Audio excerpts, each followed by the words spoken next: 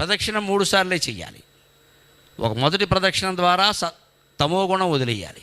రెండో ప్రదక్షిణం ద్వారా రజోగుణం, పోటీ పడ్డం అనేది వదిలేయాలి.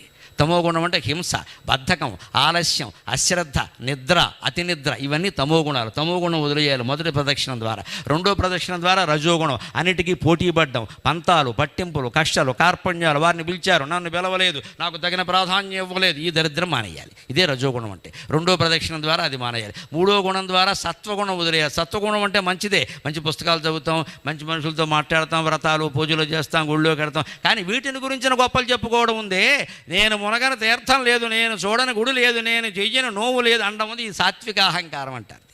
దీన్ని కూడా వదిలేయాలి. 3 ప్రదక్షిణాల ద్వారా 3 వదిలేస్తే లోపలికి వెళ్ళాక గమనించండి ఏం జరుగుతుందో. మన దేవాలయ వ్యవస్థ ఎంత గొప్పదో అర్థం అవుతుంది. ఆత్మ ప్రదక్షిణ చేయండి బాబు అంటాడు పూజారి గారు. ఆత్మ ప్రదక్షిణం అంటే నీ చుట్టూ నువ్వు తిరగాలి, అంతేనా?